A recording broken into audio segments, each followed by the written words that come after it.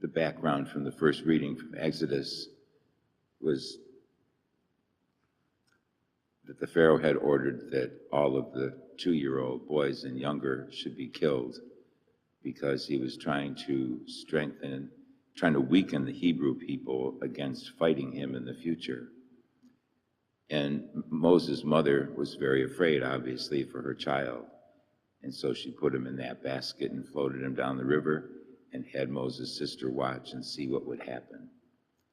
It's a story of how, along the way, of course, as you just heard, the Pharaoh's daughter saw it. She was touched by the baby crying. And even though she realized it was a Hebrew child, she had pity for it. And so she saved the baby. And it's interesting, it's a story of God's providence.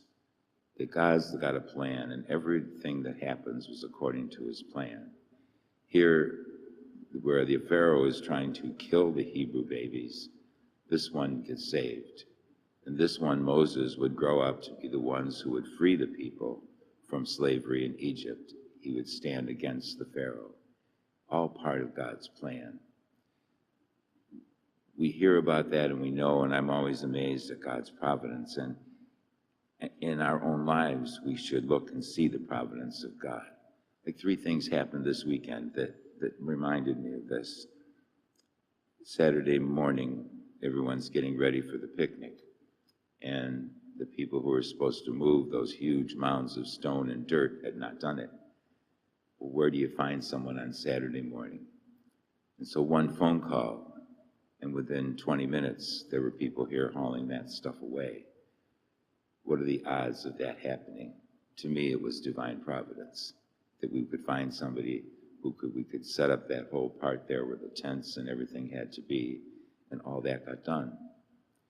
In the meantime, Sally's husband was cutting the grass, I think, and he went to the garage to put the mower back in, and when he went to push the button for the door to go down where Father Francis' car is, it wouldn't work. And then it starts sparking and smoking and everything else, the thing above his car. But what do you do? The only person I knew was Joe Eggert, who could come and fix our garage door. He'd done it in the past. So I'm looking all over the house for his number. I couldn't find it. So I called Maureen. I told her what happened, and she said, oh my goodness, she said, Father, I just talked to Joe on the phone. He's in Florida. I went, oh, really? And she said, I'll call him back right away. Maybe he knows somebody that can come to your rescue. So she called Joe back, and with 20 minutes later, his brother Mike was here to make sure that the garage wasn't going to burn down and got the thing unjammed so Father could put his car back in the garage. A little thing, but what's the odds of that happening? That on a Saturday morning, she'd be happening to talking to Joe on the phone? The reason was he called her because he was concerned because he's a coach for Trinity High School volleyball, and they needed to use our gym this week, and he was just making sure that it was all clear that they could do that. So he called her from Florida. God's providence. And then on Sunday, I was just so shook up when I heard that Jennifer Garkowski was in a car accident. I don't know if you know Dave and Jennifer Garkowski. Their little baby boy, Daniel, was 1 year old on Sunday.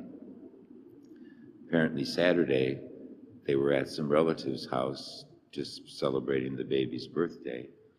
Jennifer decided to go home because it was time for the baby to go to bed and Dave was going to stay a little longer. Well, it was only a few minutes later when she was at an intersection and a car crashed a stop sign and plowed right into her car. And somebody down there knew that Dave was nearby. He got him, and Dave said his heart just sank. He said the car was in such horrible condition, he was sure they weren't alive. And he was so thrilled when he got there to find that Jennifer got out of the car, that the baby was unharmed. They took them both to the hospital. She had a broken bone in her wrist. There was no harm to the baby at all.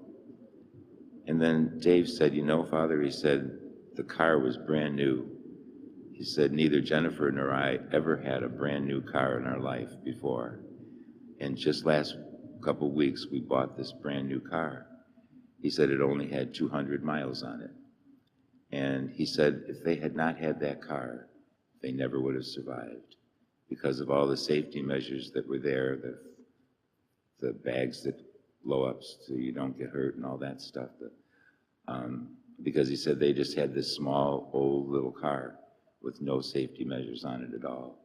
He said if they had gotten hit in that car, there's no way they could have survived. God's providence and all those things, I think, God's providence.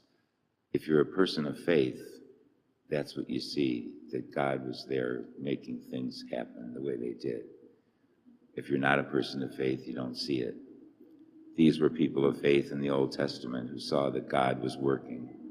Little did they know that the baby floating down the river would be the salvation of the Jewish people from slavery. And I just share that with you because I think airplanes. I just share it with you because I always look for God's providence every day in so many things where no one else would see it. But when you look back, you think, what are the odds of all that happening the way it did? Is it because this young couple are at Mass every Sunday? They prayed so hard for that baby to have one, and God's watching over them. And so today we ask the Lord, we thank the Lord for all the providence he's given us. We can all look back on incidents that happened in our life that were not so good, and then we can see some good that came out of them because God can make good come out of all kinds of bad things. So today we thank God for his providence. He's here to feed us with his body and blood in this Eucharist, and let us entrust our hearts to him and trust in that providence. Let us stand now and offer our prayers and petitions.